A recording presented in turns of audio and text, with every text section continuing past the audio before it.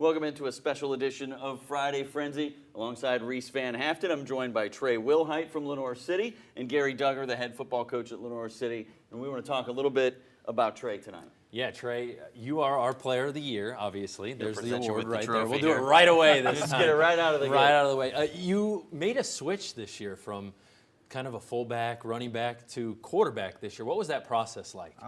It was a good process. You know, I'd rather be in the backfield a whole lot more than being in the wing back. And whenever I got back there, I felt like I was in control of the offense and things went a whole lot smoother. Gary, why did you make the move? Well, we were struggling kind of early on, and halfway through the season, we had our bye week right after Oak Ridge, and we were 1-4. And we shuffled around 4 or 5 pieces of our offense, and we just felt that, between Trey and then Chris McCord, they were our 2 main ball carriers. And our offense, if we put them at fullback and tailback, they'd be the one that got the bulk of the carries. So that was, I should have made the move sooner.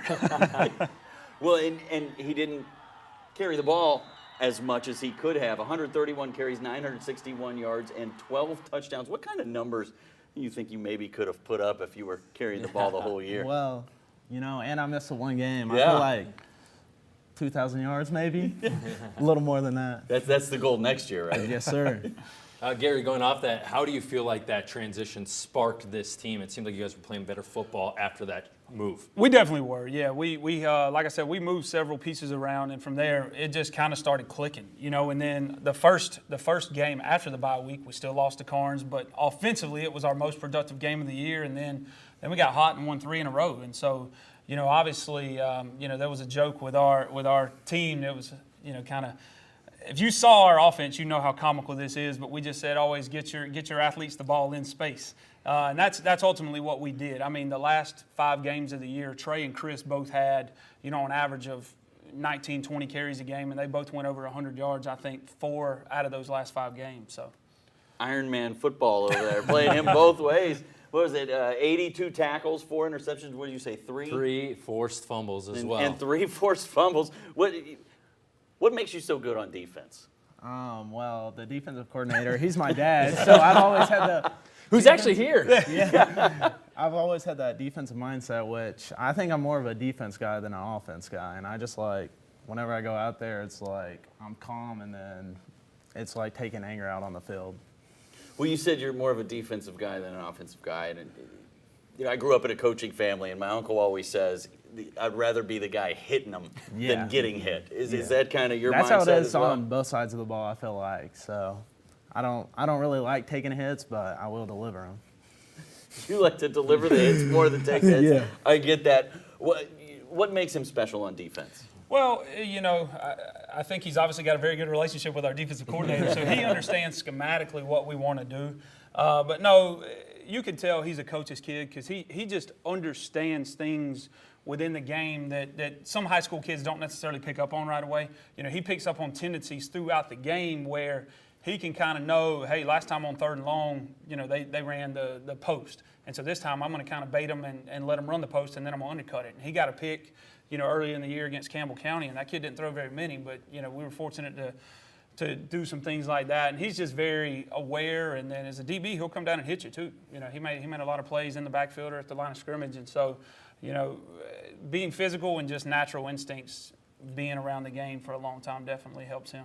Trey, I'm going to ask you this. Gary's in his first season. This was his first season. How do you feel like that transition went with the new head coach this year? Oh, it was great. I had a whole lot more fun.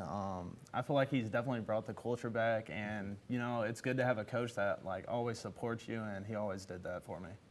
When you're talking about support, now you got support from the Panther faithful. 45,000 votes you got. I gotta thank my mom on that. She was sitting there hours voting on her computer every other goodbye. Hey, she's here as well, Mom and Dad. There might have been some QR codes put up around campus too. See, I was going to say 45,000.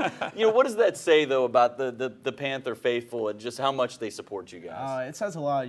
They're always riding with us no matter what, win or loss. And, with Coach Duggar here, I feel like it's changed a lot, and the community's come back out to watch us. What are the expectations for next year? I know it's expectations as a team next year. As a team. It's got to be playoffs, right? Playoffs, region champs. What do you think about that, Gary? I mean, I like that. I like to hear our guys talk about that because at the beginning of this season, when we asked them, you know, before our first region game against Campbell County, I don't think half our team even knew who was in our region or what it took to qualify for the playoffs. So I like the fact that, you know, we have guys that have lofty expectations, and we're going to work towards that all offseason. And you have Trey back as well. We have Trey back. Yeah, that helps. We've got, you know, a few back. We lost 12 seniors, and 6 or 7 of those guys played a whole lot of football for us. But, you know, we started 9 different sophomores at some point in time through this year. So I've got a personal goal throughout my career where I want to be practicing on Thanksgiving at some point. So you got to make it to the semifinals to do that. So Before we finish here, I want to bring the parents in. I know they're not expecting this, Yeah, but they don't have a microphone. they don't have a either. microphone either. But I want to bring the parents in because I want Trey to Let's tell get us them. what his parents mean to him. Well, since I was a kid, my dad's always been coaching me, so I feel like he's always like led me in the right direction to become the football player I am. But my mom, she does a lot of the outside work. She's always there to support me no matter what, and she's always going to be my biggest fan. And that is why you got so many votes. That right there, Exactly. that's the perfect answer. Exactly. Well, congratulations for winning the Player of the Year trophy here at WAT. Congratulations on what you guys are building there, and good luck next season. thank you Thank guys you. for Thank having you. us. Thank y'all.